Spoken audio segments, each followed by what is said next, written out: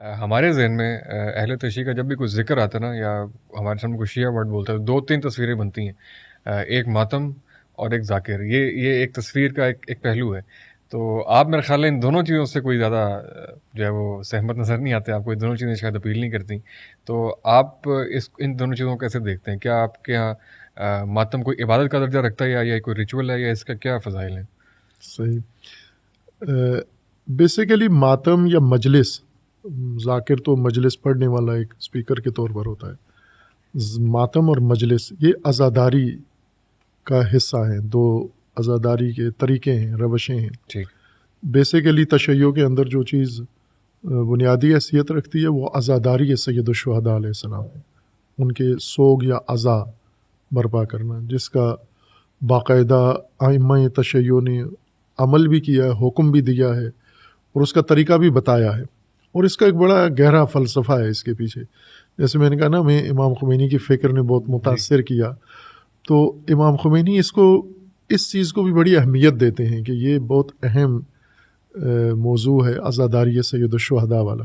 مختصراً وہ بھی آپ بتا دیں کیا میں اسی کا اشارہ کرتا ہوں. اس وقت جو آپ رائج ہے جسے آپ مشاہدہ کرتے ہیں، یہ ایک تشیع کا چہرہ بن چکا ہے. جی.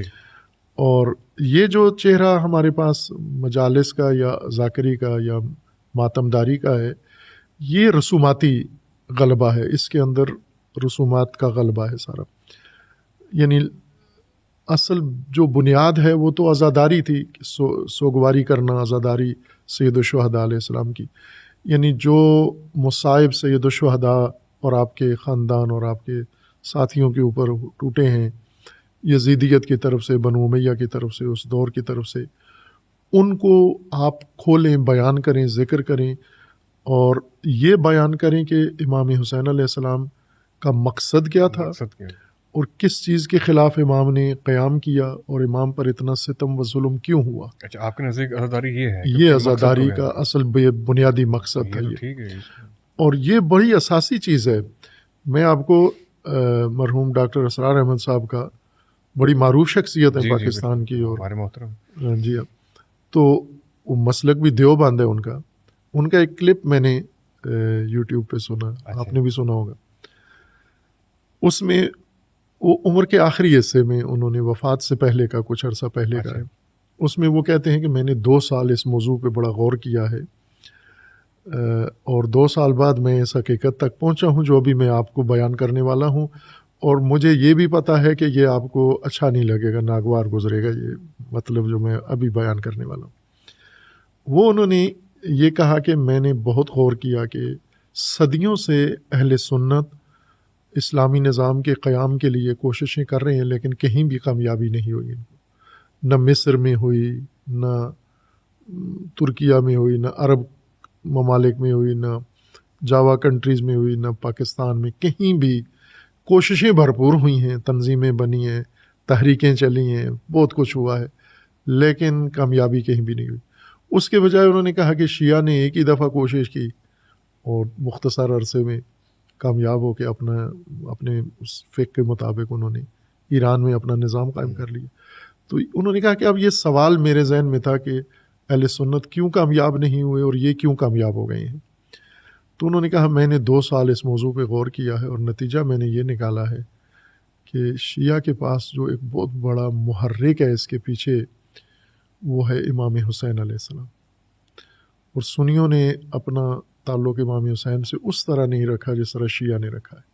اور یہ ظاہر ہے کہ وہ ایک شخصیت تھے جو الگ طریقے سے سوچتے تھے. ڈاکٹر اسرار صاحب دیوبند تھے، سنی تھے، لیکن وہ باقیوں سے الگ طریقے سے، مثلا وہ انتخابات کا طریقہ کار نہیں مناسب سمجھتے تھے، انقلاب کے حامی تھے. اس پہ بھی آتے ہیں. اب یہ انہوں نے کہا کہ میری 2 سالہ غور فکر کا نتیجہ ہے، اور کہا کہ مجھے پتہ ہے کہ آپ کو اچھا پسند نہیں آئے گا، چونکہ جو ذہنیت بنی ہوئی ہے آپ کی. اور یہ بڑی پتے کی بات تھی ان کی، یعنی اس سے لگتا ہے کہ زیرک انسان تھے وہ. جی بالکل. اور انہوں نے تجزیہ کر کے یہی نکالا کہ جب تک آپ کے پاس قومی سطح پر کوئی ایسا محرک نہیں ہوتا، بہت مضبوط قوی محرک، جو آپ کو جذبہ دلائے، جو آپ کو اٹھائے، جو آپ کے اندر ایک احساس پیدا کرے، ولولہ پیدا کرے، اور جو آپ کے لیے قربانی کے مفہوم کو بہت سادہ کر دے، آسان کر دے، اور جو آپ کے نظریاتی بنیاد جو ہے اس کو سیدھا کرے. جب تک ایسا آپ کے پاس کنسیپٹ نہیں ہوتا تو آپ کچھ بھی نہیں کر سکتے. آپ دیکھیں مثلا وطن کے لیے جو لوگ اٹھتے ہیں، جان دیتے ہیں، تو گویے بھی میدان میں آ جاتے ہیں، گلوکار بھی میدان میں آ جاتے ہیں، شاعر بھی میدان میں آ جاتے ہیں، اور پھر وطن کو وہ ایک بڑی مقدس چیز کر کے ان کے سامنے پیش کرتے ہیں. پھر جا کے ایک جوان سپاہی وطن کے لیے جان دینے کے لیے تیار ہو جاتا ہے. اب ہم نے جو دین میں جذبہ رکھا ہوا ہے نا، وہ ہے ثواب آخرت میں. تو وہ تو جان دیے بغیر بھی ثواب تو مل جانا ہے. آپ اگر طبی موت مریں، شوگر سے مریں اور عبادت کرتے رہیں تو حور تو آپ کو مل ہی جانی ہے وہاں پر. تو میدان میں جائیں، گلا کیوں کٹوائیں، سینہ کیوں چھلنی کروائیں. تو یہ ایک برتر احساس ہوتا ہے جو انسان کے اندر پیدا ہوتا ہے، اور وہ احساس ہے جو ہم دیکھیں حضرت ابراہیم خلیل علیہ الصلوۃ والسلام، جب انہیں آگ میں ڈالا گیا تو وہ احساس ان کے اندر تھا کہ مجھے کودنا ہے اس آگ کے اندر اور ڈرنا نہیں ہے. یا حضرت موسیٰ میں تھا، یا دیگر انبیاء کرام میں تھا، یا رسول اللہ صلی اللہ علیہ وآلہ وسلم نے جو اپنے صحابہ کے اندر پیدا کیا. تو امام حسین علیہ الصلوۃ والسلام کا اقدام ایک بہت ہی تاریخی، جس طرح اللہ تبارک و تعالیٰ نے حضرت اسماعیل کی قربانی کو ایک سنت قرار دیا ہے، ایک قیامت تک کے لیے مسلمانوں کے لیے ایک عمل لازمی قرار دیا کہ آپ کو یہ کام کرنا ہے. یعنی اس قربانی کو زندہ رکھنا ہے. آپ نے دمبا ذبح کر کے، بکرا ذبح کر کے، حج پہ جا کے وہ سارا مناسک انجام دے کر، اصل کیا ہے حج حضرت ابراہیم، حضرت ہاجر اور حضرت اسماعیل علیہ السلام، ان تین ہستیوں کا سارا عمل ہے. کل حج یہ بنتا ہے، اور اس کو اللہ تبارک و تعالیٰ نے اس عبادت کے زمرے میں، اس عبادت کے خول میں قیامت تک کے لیے اس کو دوام دے دیا ہے. اب آپ کے پاس امام حسین علیہ السلام کی قربانی ہے. یہ قربانی انسانیت کے لیے بہت اہم ہے، بہت بنیادی چیز ہے. اگر یہ ماڈل آپ انسانیت میں رواج دے دیں، لاگو کر دیں، اس کو پراپر فارمل کر دیں اس کو آپ، تو وہ نسل جو اس تفکر اور اس چیز سے پیدا ہوگی، تربیت ہوگی نا، وہ مغلوب نہیں ہوگی، شکست نہیں کھائے گی، ذلیل نہیں ہوگی. امام حسین علیہ السلام کا راستہ اس طرح کا راستہ ہے کہ آپ کو جان دینی پڑتی ہے، گردن کٹانی پڑتی ہے، لیکن ذلت نہیں قبول کرنی، آپ نے جھکنا نہیں ہے. یہ اتنا بڑا معاملہ ہے کہ میں سمجھتا ہوں کہ اس سے بڑا سرمایہ ہی ہمارے پاس کوئی بھی نہیں. ائمہ اطہار علیہ السلام نے عزاداری اس مقصود کے لیے رواج دی کہ یہ ذکر زندہ رکھنا ہے، کربلا کو مرنے نہیں دینا، ختم نہیں ہونے دینا. چونکہ اس نے قومیں تیار کرنی ہے، اس نے ملتیں تیار کرنی ہے، اس نے اگلی نسلیں تیار کرنی ہے. لیکن ہوا یہ ٹریجڈی اس کے ساتھ کہ یہ کاروباری طبقے کے ہاتھ آ گیا. اس پہ تجارت شروع ہو گئی، اس پہ فیسیں اور اس پہ سارا لین دین شروع ہو گیا، جس سے یہ متاثر ہو. تو آج جو چہرہ اس کا ہمارے سامنے ہے وہ اس کا اصلی روپ نہیں ہے. اصلی روپ اس کا جو امام خمینی بیان کرتے ہیں کہ امام خمینی فرماتے تھے کہ یہ انقلاب جو ہم نے کیا ہے، طاغوت کو سرنگون کیا ہے، شہنشاہ کو ہم نے گرایا ہے، اس کی جگہ اسلامی حکومت ہم نے قائم کی ہے، تو یہ سب کس کے رہین منت ہے؟ تو امام خمینی فرماتے تھے امام حسین علیہ السلام. یہ امام حسین کا راستہ ہے. یہ جو آپ فرما رہی ہیں تو بڑا مطلوب ہے، بڑا آفاقی قسم کا پیغام ہے. تو وہ جو زنجیر زنی اور خون نکالنا اور ماتم وغیرہ، یہ اب وہ رسوماتی میدان کھل جاتا ہے نا اس سے آگے، چونکہ اس کے اندر ایک احساساتی پہلو بھی ہے، اس کے اندر ایک ایموشنل پہلو بھی ہے. تو اب اس چیز کو زیادہ ظاہر لوگ محبت تو کرتے ہیں امام حسین علیہ السلام سے، ہر انسان محبت کرتا ہے. آپ سوائے ناصبیوں کے ان کے دل میں نہیں ہے، لیکن باقیوں کا آپ دیکھیں، ہندو ہے، سکھ ہے، کوئی بھی جس کو تھوڑا سا مطالعہ ہے یا امام حسین علیہ السلام کی شخصیت سے آشنائی ہے، اس کے دل میں شدید احترام ہے امام حسین علیہ السلام. ایسے ہی. تو مطلب جو لوگ زنجیر زنی یا ماتم بھی کر رہے ہیں وہ بھی کچھ غلط نہیں کر رہے ہیں، محبت میں کر رہے ہیں، نیکی سے کر رہے ہیں، وہ بھی جاری رکھیں. ہاں، ان کے احساس کو اس طرف ڈال دیا گیا ہے. مثلا ان کا احساس اس طرح سے ہے کہ آپ اپنی محبت کا اظہار اس طرح سے کریں، لیکن اگر انہیں یہ راستہ بتائے کہ یہ ایک طریقہ ہے محبت کے اظہار کا، ایک طریقہ یہ ہے کہ آپ مقصد امام حسین علیہ السلام کی خاطر یہ سب کچھ کریں. آپ ہر زمانے کی یزیدیت کے خلاف، ہر زمانے کی طاغوتیت کے خلاف، ظلم کے خلاف، ستم کے خلاف آپ قیام کریں، جیسا کہ اس وقت آج ہو رہا ہے، ظلم و ستم کا دور ہے، بالکل مسلمان ظلم و ستم کا شکار ہیں. بے شک. تو یہاں وقت آیا تھا کربلا برپا کرنے کا، یا حسینیت کے جذبے کے مظاہرے کا وقت آیا تھا، لیکن رسومات نے ہمیں دوسرے ٹریک پہ ڈال دیا ہے. ہونا تو یہ چاہیے تھا کہ جیسے حج ہے، حج میں آپ جاتے ہیں، حضرت ابراہیم کی سنت کو زندہ کرتے ہیں، تو حج اور عزاداری دونوں کے ساتھ ایک جیسی ٹریجڈی ہو گئی ہے. یعنی وہ بھی علامہ اقبال کے بقول کے رہ گئی رسم ازاں روح بلالی نہ رہی. تو یہ رسم حج ہے، رسم ازا ہے، جبکہ حج اور عزاداری دونوں رزم ہیں، رسم نہیں ہے. امام حضرت ابراہیم علیہ السلام کی ایک رزم ہے، حج ایک رزم ہے.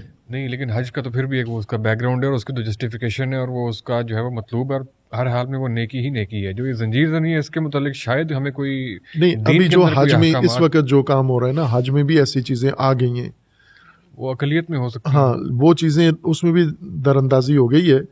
لیکن آپ دیکھ لینا کہ وہ جو چیزیں ایک رواج پا چکی ہیں حج کے اندر، بہت ساری چیزیں لوگ پہلے کرتے تھے جیسے روکا گیا.